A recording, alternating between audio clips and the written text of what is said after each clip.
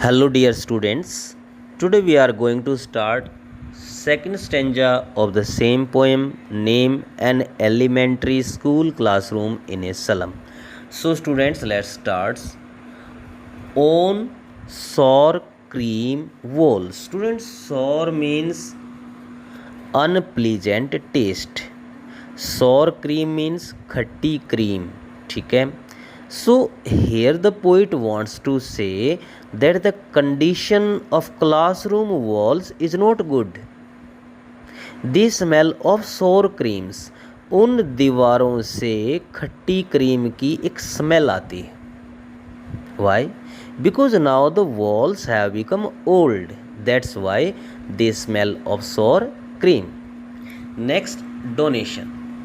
Students, donation means gift of money that is given in charity. ठीक है, कोई दान में कोई चीज़ देता है, दैट इज डोनेशन. जैसे चंदा बोलते हैं, डोनेशन.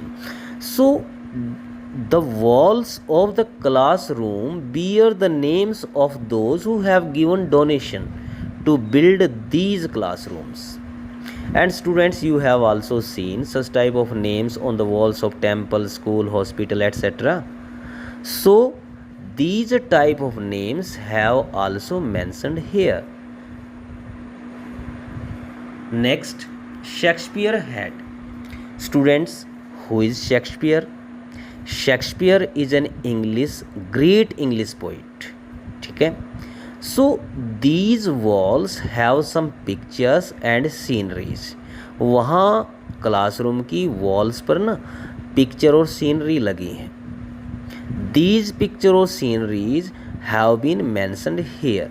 Okay, they include, उनमें क्या क्या है, कौन कौन सी पिक्चर सीनरी लगी हैं. First is of William Shakespeare. ठीक है. So the poet means to say that a picture of Shakespeare head has been put on the wall. Shakespeare की हेड की एक पिक्चर वहाँ पर लगी है दीवार के ऊपर. Next line, cloudless at dawn. Students, dawn means early morning. Okay, so in the picture the early morning scene has been shown. वहाँ पर एक पिक्चर लगी है दीवार पर जिसमें एक सीनरी है अर्ली मॉर्निंग की, उसमें दिखाया गया है अर्ली मॉर्निंग को, एंड दैट इज क्लाउडलेस. ठीक है. It means that there are no clouds in the scenery that is put on the wall. Civilized dome. Okay, riding all cities. And next is civilized dome. Student, here civilized dome means main church of the city, that is symbol of civilization. Okay, Belled Flory Tyrolese Valley. Students, Tyrolese Valley is full of flowers. Okay, Flory Tyrolese Valley means Tyrolese Valley is full of flowers and that resonates just like bell. ठीक है, जिसमें एक bell जैसी, घंटी जैसी गूंज सुनाई देती है. This type of scenery has also put on the wall. Okay, open-handed map. Here the poet tells us next is open-handed. Open-handed means big or vast. Open-handed means big or vast. विशाल बोलते जिसे हम. Okay, open-handed map awarding the world its world. Students, here the poet wants to say that a map has also been put on the wall of the classroom. ठीक है ना, that is big or vast. ठीक है. और जो ये world है, suppose this is a map that has been put on the walls, और इस मैप के अंदर यहाँ पर, ठीक है, एवरीथिंग, जैसे माउंटेन है, ट्रीज है, अर्थ है, everything has been shown in this map. हर चीज़ इस मैप के अंदर दिखाएगी. लेकिन जो ये मैप है, ठीक है ना, it is showing it's world. ये जो मैप है ना, ये अपने जो अंदर है जो भी चीज़ें उन सबको दिखा रहा है, किसको, टू द आउटर वर्ल्ड, इस बाहरी संसार को ये अपने अंदर हर चीज़ को दिखा रहा है। That has been said by the poet. So open handed map awarding the worlds its world. यहाँ पर जो एक बड़ा मैप दीवार पर लगा है, ये बाहरी संसार को ना अपना वर्ल्ड दिखा रहा है। एंड येट, और फिर भी, फॉर दी चिल्ड्रेन, इन बच्चों के लिए। ठीक है students, here the poet want to say that for the children, कौन से बच्चे, जिनका एक संसार ही डिफरेंट है, because they are poor. And yet, और फिर भी, फॉर दी चिल्ड्रन, इन बच्चों के लिए, दीज विंडोज़, इनकी विंडोज़ हैं, note this map their world. ये मैप नहीं है जो यहाँ मैप दिखाया गया है ना, that is not their world. ठीक है, they have nothing to do with Shakespeare picture, they have nothing to do with Tyrolese valley, open handed map, they have no value in their life.